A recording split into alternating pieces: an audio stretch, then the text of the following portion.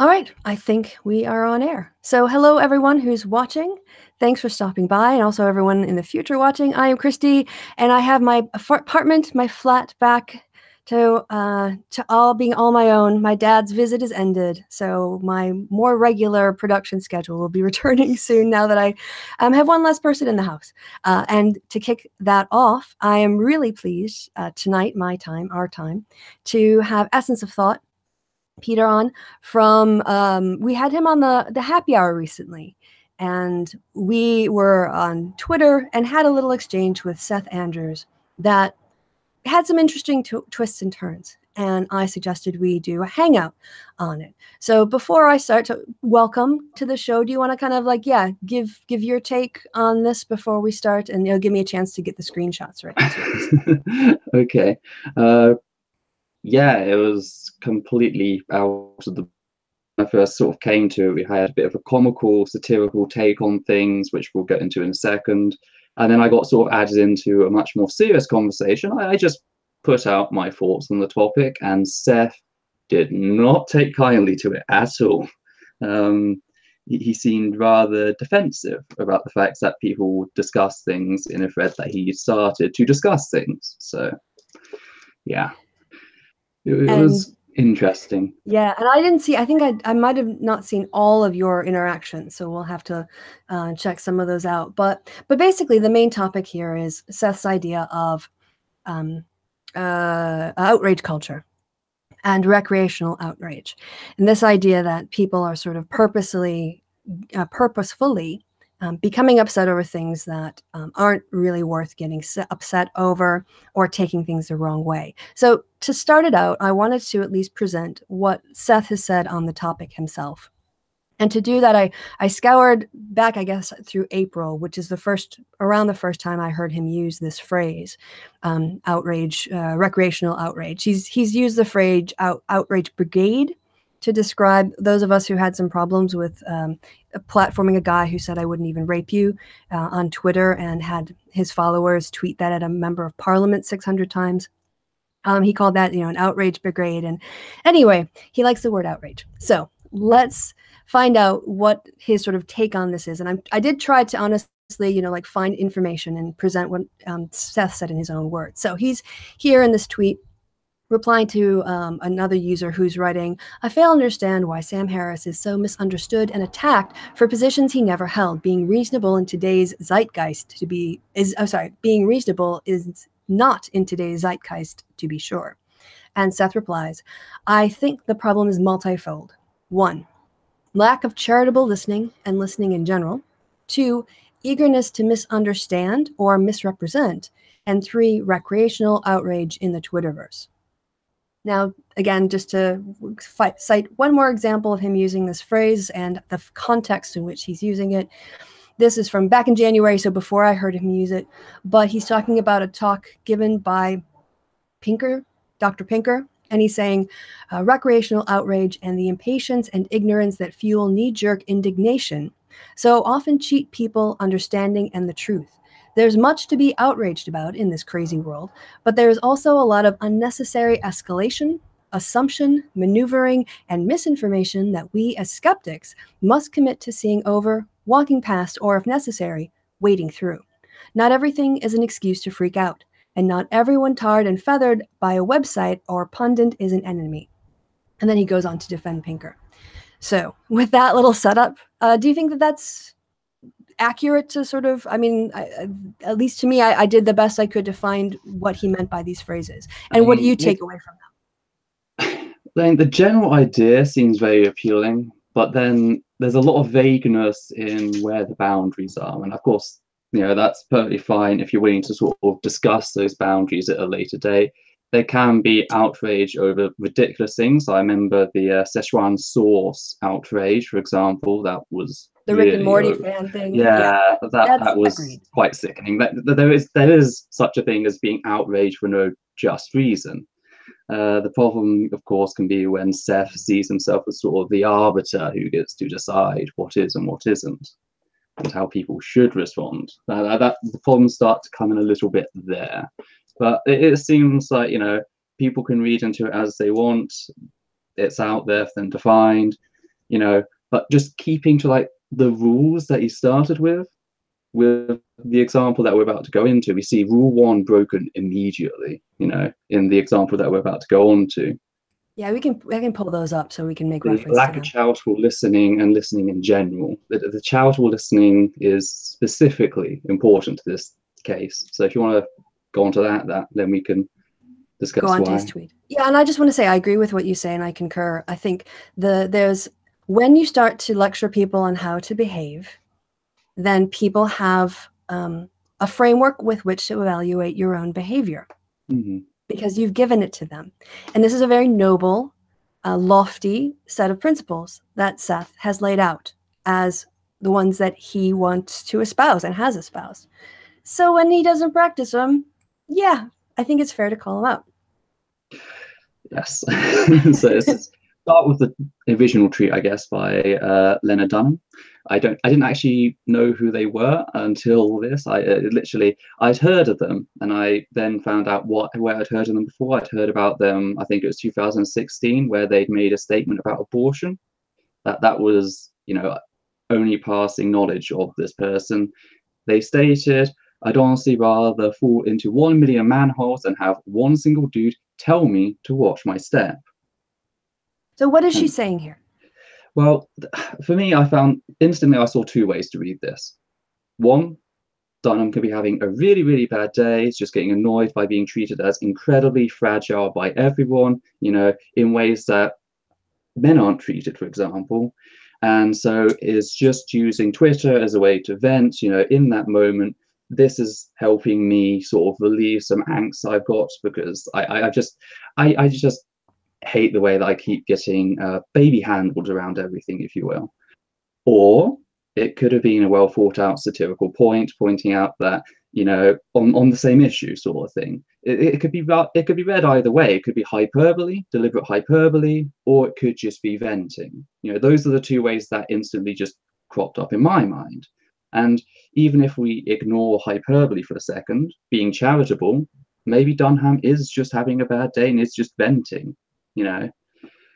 So being charitable, why would you then draw attention to that to make what could be a bad day even worse? Because that's all Seth's comment seems to come down to. It's sort of like, here, look at this bad thing that's going on, you know, isn't it terrible? And then it goes into a lot of other issues as well surrounding victim blaming and also what about the men, as you kept pointing out. Yes. So, yeah.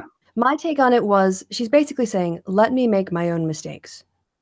That's how I read it, you know. And also her use of the word dude. Yes. She doesn't say man. She doesn't say men. She says one single dude. And it's kind of, you know, my impression of a dude is different from a man or, Yeah. you know, so I think her choice here was about being lectured and wanting to make your own mistakes, rather making your own mistakes than being mansplained to, I guess, in some ways. Maybe. Yeah, I mean, it's sort of the dude sort of conjures up the image of the same sort of people in what have typically been male orientated or male dominated work circles, you know, mocking their co-workers who are female, for example, you know, so taking the mick out of female construction workers, telling them to mind their step and, you know, all of this sort of thing.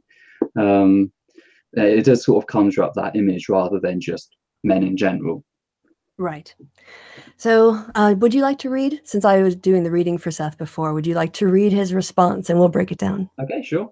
This is the kind of nonsense that fuels those eager to paint all feminists as shrill, guy-bashing poster children for recreational outrage. Imagine if a man had seen her about to fall and said nothing, how quickly would Twitter have ruined his life? Lena, you're ridiculous. And it's just how it goes from the first half to the second half, and he doesn't realize he's doing the exact thing that he's saying others will do. And it's like, oh God. Right. So, yeah, I didn't want to interrupt, but I'm so. No, go ahead. I'm sorry. It's mind-boggling. Yeah. So, you know, he conveniently breaks it down into 3 points for us. First, he uses basically sexist stereotypes to say you're being this kind of feminist, you're being shrill, you're being guy bashing. You are basically the problem here. not the Mm. sexism you're complaining about. You're Yes. the problem. And he's painting her as shrill.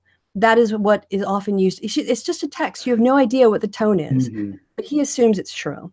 I mean, to me, it sounds hyperbolic, but it sounds more deliberately hyperbolic, which is why I say it might just be venting for a bad day, or it might be a deliberate exaggeration, sort of thing, just to raise an issue. Because hyperbole it's a rhetorical device. It's used in all spheres of discourse. You know, that's yeah. And So yeah. So you finish. Go ahead. it's painting someone using hyperbole as being sort of this example of this evil feminist incarnate that people like to draw upon. It kind of turns hyperbole into a man only thing. It's pretty much what he's saying. Women can't use hyperbole, which sort of links back to the first satirical response we did. Should we quickly run through that? Can we finish these 3 points and then we'll Yeah, run through? Is that okay? but Yeah. Again, when a guy does this, it's just hyperbole. It's just exaggeration. It's just to stress a point. But when a woman does it, specifically a feminist, I assume Lena Dunham is a feminist. I don't know again. Yeah, she is. She's like a celebrity feminist. She's a Well, celebrity feminist. she Okay. claims to be a feminist, and I'm people terrible with critique her feminism. celebrities of all sorts. So. Well, she's she's more like one of those feminists in Hollywood that people critique because she's not as woke as she thinks she is, and she's also apparently committed some sort of quote unquote prank on her younger sister by sexually assaulting her that she talked about and got criticized for. So she's got, she's basically low hanging fruit when it comes to deciding to find a woman to paint as a feminist to say feminists are problematic. I came to this, I had no notion of the person. I just saw the single tweet and I just thought, what I see from this tweet and this tweet alone, all I can say is it could be venting or it could be hyperbole to make a point. And it's just the anger targeted towards this hyperbole. It just comes out of nowhere. It's like, what about it? He seems to honestly think like she actually wants to go manhole diving. Which, by the way, if it's not a sexual euphemism yet, definitely should be. But I don't think she generally wants to get hurt. But then again, when it comes to like manholes, very rarely they're left uncovered with nothing around them. So most of us are trusted just to notice the signs, the warnings, etc. So why is a portion of our population treated differently? And almost also, like a child. I wanted to bring up tone policing. Mm-hmm. Yes, yeah. So tone policing is the practice of not criticizing a person's argument. It's criticizing the way that the argument is delivered. And in this case, we don't know how it's delivered, so Seth is assuming a shrill tone in order to criticize it. Mm-hmm. But instead of actually engaging with her point, which is making her own mistakes and experiencing the consequences of them and the value of that or not, mm-hmm. he decides to assume a tone and attack her for that. And what he's basically saying is, you should only speak to me, or you should only speak in a very polite, feminine, acceptable voice. Mm-hmm. You shouldn't be angry. You shouldn't say these things when you're being hyperbolic, right? Because then that's bad messaging. Therefore, you can only speak in this small range of acceptable ways that are very pleasing and not confrontational and can't be taken the wrong way.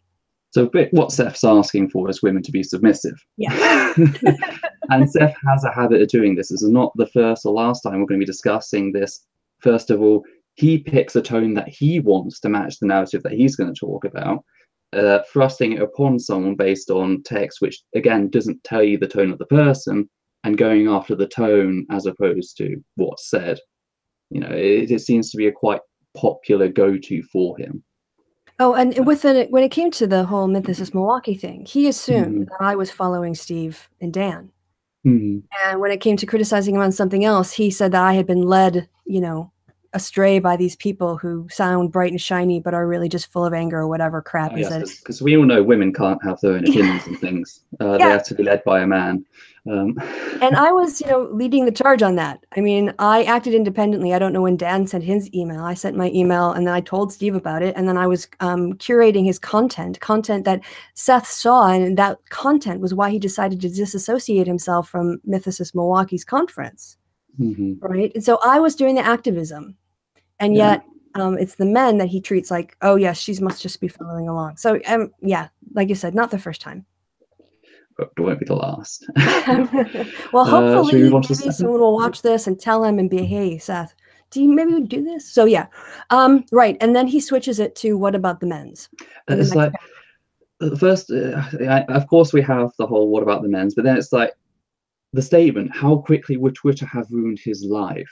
And it's sort of like, it's building on this idea that there's this feminist cabal or hate mob that is just going around destroying the lives of men. This isn't said in, the sort of context of the first point was like, oh, I'm not saying this, but someone else may say it. And then he just switches to himself saying it, He doesn't say how long before someone says, then brings up the point. He goes, just imagine if a man had seen her about to fall and said nothing, how quickly would Twitter ruined his life?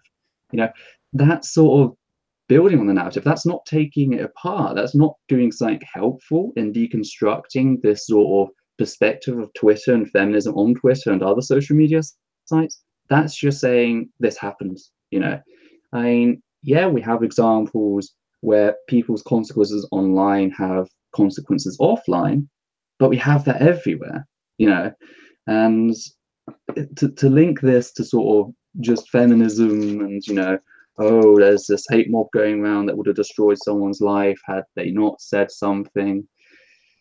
Yeah, it's not helpful. All you're doing is sort of playing the false mid-ground here, saying you're a feminist, but you're not one of those feminists, which is something I have a bit of knowledge about.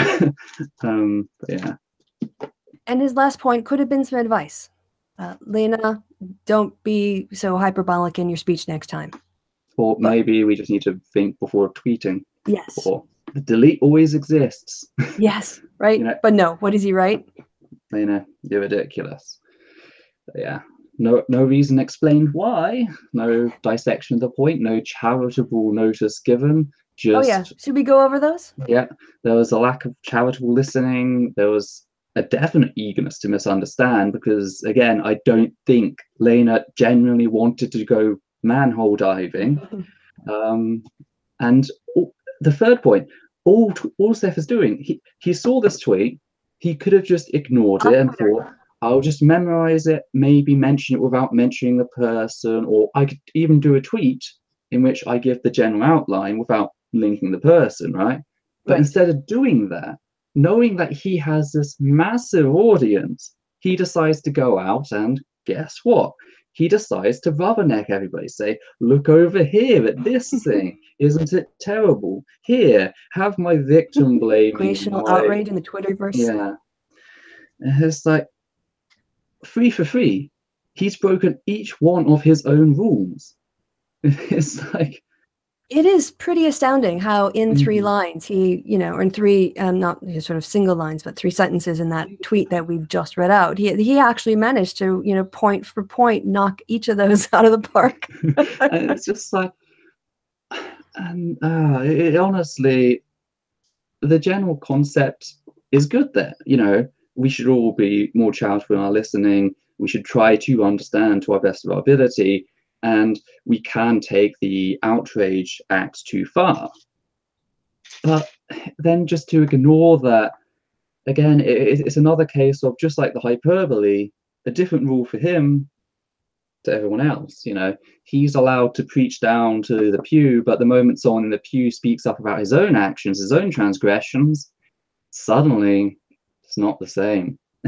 Right. Suddenly you're the problem and he's not the problem because he's right. And so obviously if he's right, then you must be wrong, or you're, deliberately taking offense at something. And the reason he's right, because he says he's right. All right. So yeah, we've looked at these 3 points, and as you've gone through them, yep, a little bit of, say, not practicing what you preach there, I'd say. Definitely. Right. So yeah, we can go down now because I got okay. So she's right. Okay. I don't know how much you want to go right down to where we started. Yeah, because I this can. is the more serious chat that I got tagged into at one point. Yeah. So I don't know how you got tagged into it because I woke up and I saw your tweet and it actually was right It was after you. I. It was you. You were Oh, responding to them, and you stated, if I can find it, it was something along the lines of this, is a funny way to sort of dissect what was going on. okay.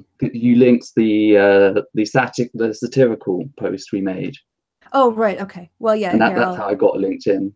okay. So yeah, you wanna. So this was the exchange that we had on Twitter. This morning, I was traveling back Oh from yeah, Harlem. yeah. So should we read through it? Yeah, you go ahead. This just in, Seth Andrews, thinking atheist, has placed a ban on feminists using hyperbole to make a point. This once common rhetorical device was revealed to be the downfall of feminism rather than decades of constant organized harassment. We now turn over to our Kristi Winters for more. Uh, Thanks, Essence of Thought. We all know the best way for men to show they are feminist allies is to use sexist stereotypes against women they disagree with to discredit and silence them. We've got expert mansplainer Seth Andrews here live on Twitter with his own examples. Well, hyperbole and other rhetorical devices are literally equivalent to a Yorkie chocolate bar and should under no circumstances ever be utilized by a woman. There's international pressure to introduce the infamous jar test to ensure only men may utilize such devices. And not a moment too soon. With women showing bravery, coming forward to talk about sexual harassment and assault, plus nonstop attacks on our reproductive freedoms, we certainly need Seth to use his platform to stop women using rhetorical devices to make a point. Mm-hmm. Oh, yeah. All right, so let me see now if I can get back to the main one, because we can also go through the more the more serious part. yeah. And hopefully this will go in the right order. So if you need to have me open it up like a sub reply, let me know. Okay, so yep, there's our little snark, and I'm trying to get it to go farther down. Not going any farther down. Oh, here we go. It's just taking a little while. I'm trying to find, yeah. I got to the bottom of where I stated it was irrelevant. Because he didn't reply to that conversation. The last bit they replied, he replied to me, then I replied to him once more. Okay. I linked on the side. If you go to the Google and click on it, I've sent you the link, and it should pull you up to that exact post, and it should have your post all above it. Okay, but where? Oh, are you in the chat? I'm sorry. I'm sure. Where Google did you Hangout. Okay, in the Google Hangout chat. Yes. Okay, I have to stop sharing because I can't see my my screen. Okay. So in the meantime, yeah, do you want to talk a little bit about what your concerns were when you guys had this conversation? Yeah, I just got tagged into a more serious conversation, and I've just stated the first comment I've got here, which was, if the empowered vent, it was just a moment. If the disempowered do the same, then suddenly it's justification for the disempowerment and the disempowerment for everyone else in their group. If that group internalizes said narrative, it divides the disempowered group by infighting. And this is something that we've known about for a long time. It is there were a lot of concerns, for example, in the way that if Obama ever did something, bad, that would be used by the right as not just a reflection of Obama or Democrats, for example, but also a reflection on all Black people. Because, being of a minority group in a position of power for once, they would use that as an excuse, sort of thing. So that there is a higher standard where minority or disempowered have to be saints compared to those in power. If you scroll up, it should have the rest of the chat as well. Right. So is that was your last one about disempowered via infighting? Was that the last quote you read? That's the one I just read. That was the first one I came. Okay. So then Seth's reply. Did you want me to read Seth's reply? You can go back further if you want. If you want to go see what you wrote above. I mean, Oh, it's right. just Yeah. Okay. There it is. That's my line. It's not that hard. Seth is using low-hanging fruit as recreational outrage to lecture women on how to express themselves. It's sexist BS, and he should be criticized, not enabled. Siding with the big boys versus other women isn't supporting women's voices. Mhm. And then of course Seth came in after. This is after then I then did my comment about the empowered vent. It was just a moment, disempowered do it. Then suddenly it's like it's pathologized as a bigger issue. And he responded, or maybe someone just said something more mentally wrong-headed in public and they're being disagreed with. Not every tweet represents a cultural injustice warranting a Shakespearean defense of the disempowered. Sometimes people are simply being ridiculous, which I completely agree with. But the fact is, Seth took this, what he believes to be wrong-headedness and being ridiculous, that's what he states it as. He took that and he tried to turn it into something bigger. Right. He was chumming the water for drama, sort of thing.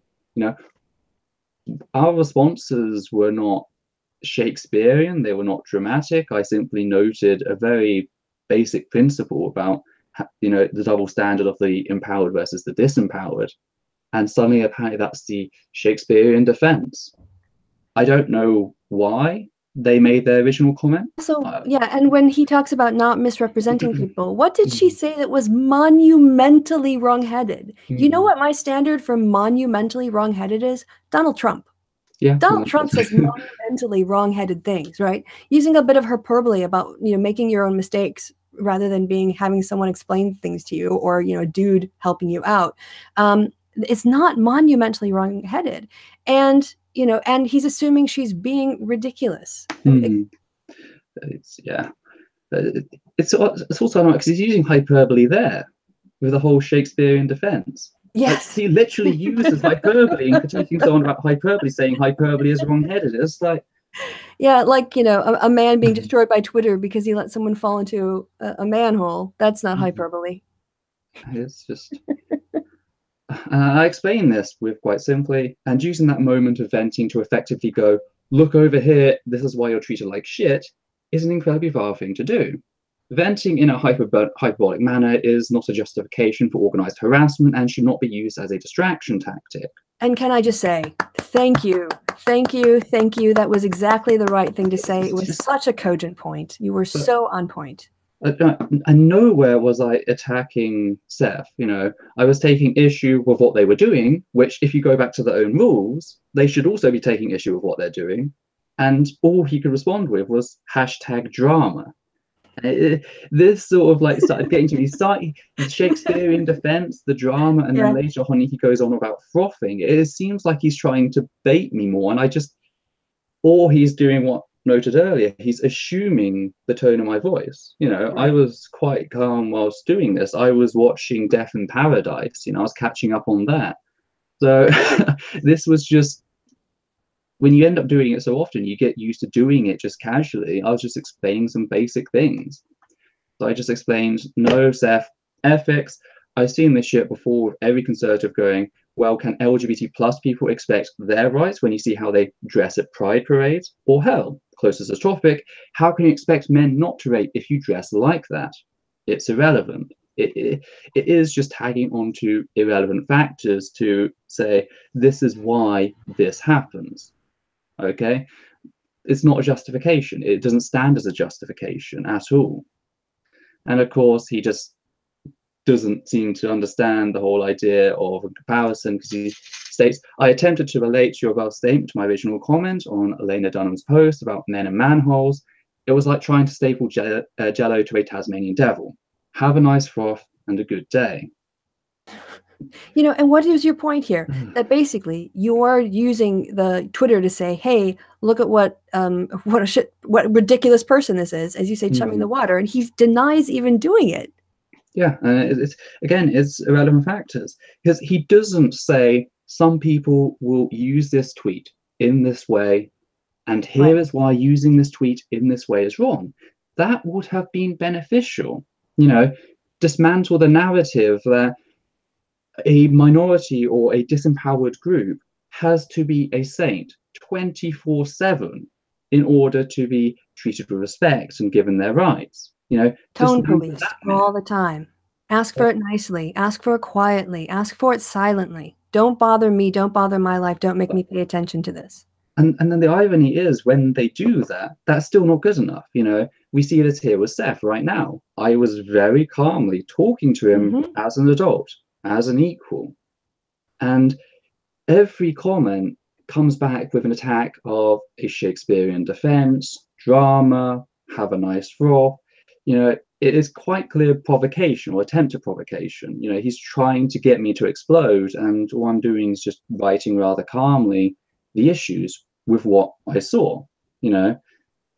Seth has a position of power. He has a huge following. He puts something out there and he gets adulation back. So who he puts out there for fodder matters, and the critiques he makes matter. And there are people like I encouraged you to, and I hope you enjoyed the recommendation to watch Kristi's video criticizing Jermaine Greer. There is a case where, yeah, someone did say something completely ridiculous, but for reasons that it's just hyperbole.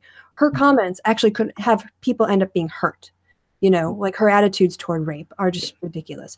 And that can be criticized. And she's a feminist. And a man can do it. Anyone can do it because they're bad arguments, right? Yeah. So there are, but he picked Lena Dunham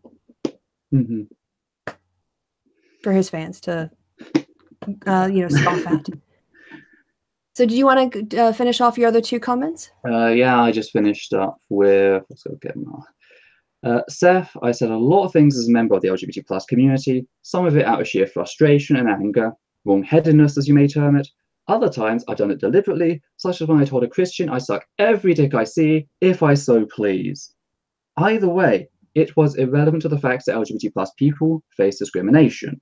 If you have a bad day, does someone come along and try to use that to justify stripping you of your rights and or the abuse you face? No, you're lucky in that regard. So maybe stop with the tone policing. Again, where's the frothing? Yeah. So I love the way he uses frothing for anger, and I've watched one too many saucy comedies where frothing means something else. So when I hear frothing, I think of something completely different. I don't think I want to go any farther. I don't want to go there. No, it's going to get age restricted otherwise. Yeah, it's going to get age restricted. So yeah, I think we then had a chat about. Oh, yeah. Do you want to finish up any more thoughts on this exchange? No. You go ahead. Okay, yeah. So we had this little banter back and forth, and then just kind of said that was kind of fun and funny, and then you kind of tagged me into the rest of the conversation when I woke up the next day, yeah, it was just really unbelievable how petulant he sounded. And the thing is, you were pointing to a way that power is used in harmful ways, not just in the Seth's instance, but in a lot of different instances. A lot of people face this kind of tone policing, or the way that they're held up as being representative of entire groups, as to be mocked. And he did that self-evidently, by the 3 rules we looked at, and his behavior didn't match up, right? So he was doing the outrage culture that he was saying he was trying to prevent. And when we had this conversation, sort of like we're going back and forth about all the stuff to unpack out of this conversation, this Twitter exchange, I just thought we should do a hangout. And I'm really glad we did, because it was very, very, I think, useful and rewarding to really, I saw a lot of connections that I hadn't made before through the process of talking about this. So yeah, I'm really glad we did this. But yeah, it was just, again, for someone who presents themselves as someone who's reasonable and open, I used to listen to every The Thinking Atheist podcast. I used to play a video game at university called Monster Hunter. I used to just listen to him in the background. He presents himself one way, but the moment you try talking to him directly out of a situation that he has full control over, he comes out as this completely different person, and it's not a pleasant person either. Again, I just tried talking to him, and instantly he went into the defense of Shakespearean and drama and frothing. It's like, it's the worst thing to do. If you want to avoid drama, don't scream out drama. It's kind of like saying awkward when everyone's silent. If it wasn't awkward before, saying awkward in a silent situation will make everything awkward. It's the same for drama. It's just the worst thing to do. But yeah. And in this case, I think, okay, we might have been we've probably been snarky. Yeah. But on the other hand, we haven't been cruel and we haven't been entirely dismissive. I've been trying to, I We laid out tried very talking. deliberately. We tried Well, talking. yeah. This is the last result. If we're a bit snippy now, then You have to hopefully say, people can understand why. Seth and I Mhm. have a history, so he was never going to read me without a tone in my voice. And he's Yeah. probably right. But in your case, he doesn't know who you are. I Mm. guess he saw you, and maybe he saw you interacting with me. He's no, But he knows me once. I did a video once okay, defending one of his videos, and he did comment on the video, but that was like 2015. So okay, right, yeah, quite a while like, ago. that's about it. Like, there's also this thing I mentioned. I think I mentioned it just before the show, where he states that uh, it doesn't have to be a Shakespearean defense about this empowered. Okay, forget the hyperbole about the Shakespearean defense. Focus on it doesn't have to be a discussion about the disempowered. Right. Okay. His very first comment was about feminism. Like, you opened the conversation, you took someone's quote who is apparently a celebrity feminist, okay, and so you can link it to feminism however you want. But you bring out feminism, and then you wonder why the conversation down below is talking about the disempowered. Uh, I don't get it. I just don't get it. Like, how does it come to that? Doesn't he see that he was the one who mentioned the F word? And of course, when he mentions the F word, I'm going to discuss what the F word typically involves. It is like being surprised that Christ is mentioned in a conference about Christianity. Just, oh God. By Sagan. Well, yeah. So I pretty much have said everything that I wanted to say, and I've enjoyed this immensely. But I Mhm. also want to make sure that we kind of keep on, moving on to topics in case Yeah, there's anything that we yeah, yeah. missed. You got a good example of how you can deconstruct a feminist. Yeah. And also, like, this is okay, it's a little bit to poke fun at Seth, but in all honesty, I'm sure I sometimes lose my cool. I actually Oh yes, we practice all a do. lot of restraint on Twitter We're all because human. I am very aware that everything I do is watched and has been for a long time. And so I tend to go on the snark side rather than the aggressive side Mhm. because aggressive on Twitter will get you reported. And so snark won't. But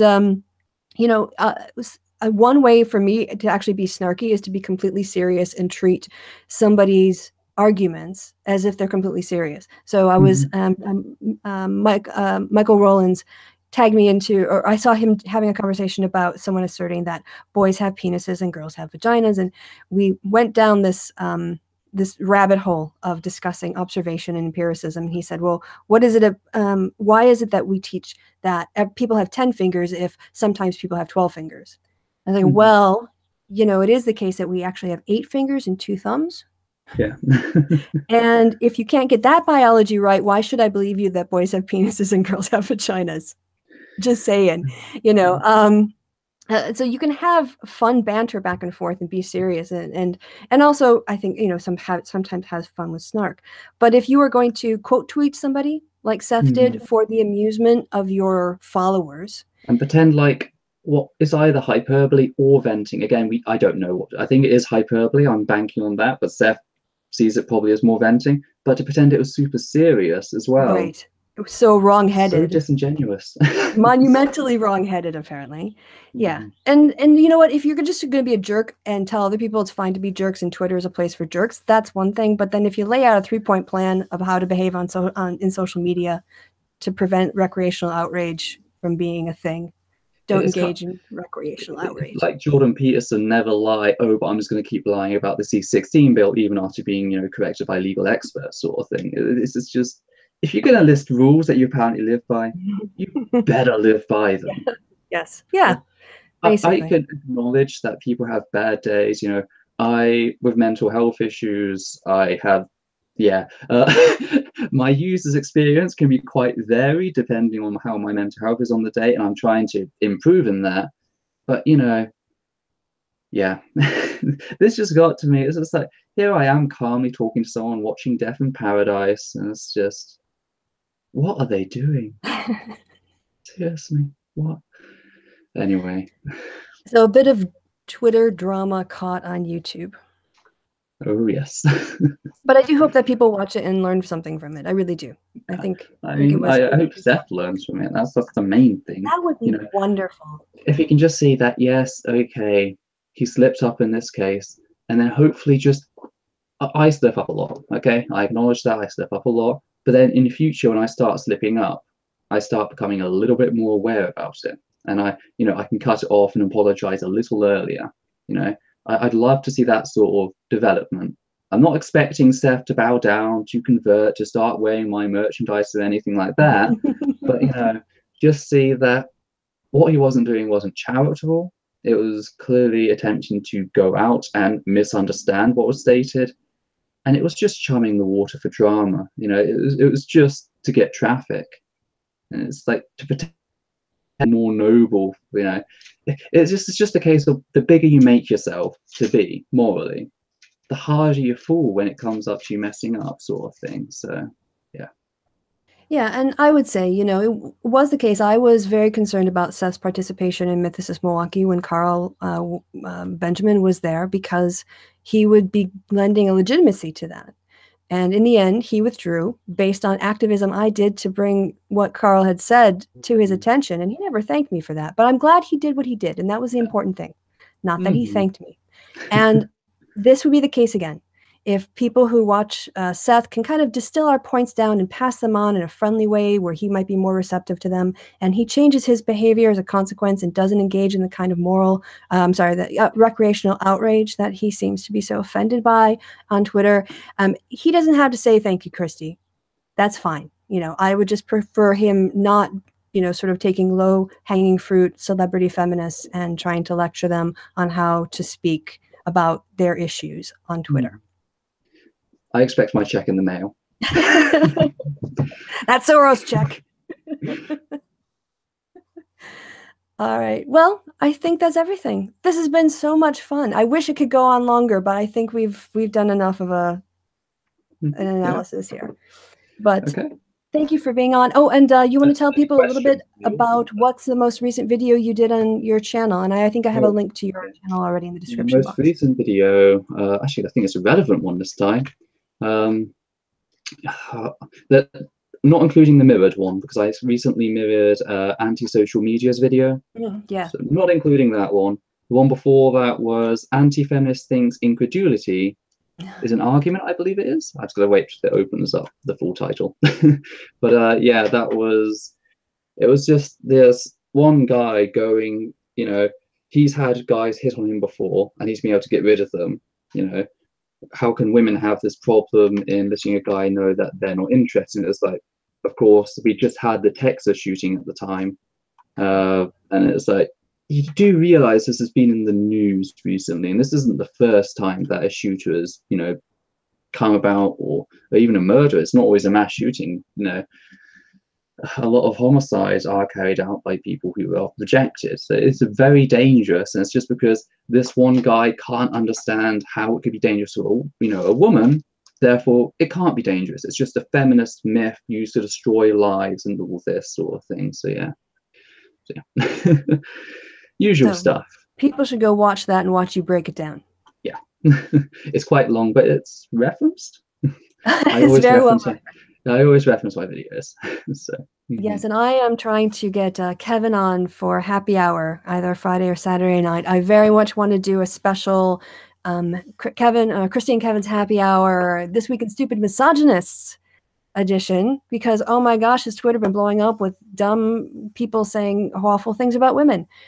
First, there was Paul Joseph Watson has been going off about beauty pageants and why they're not a problem, or and then while talking about how feminists are ugly. Then someone else said something incredibly stupid. I can't remember. I started pasting these all into a running thread I've got with Kevin. I'm like, oh, here's another one. Here's another one. But the one I was thinking of was oh no, it's just gone out of my mind.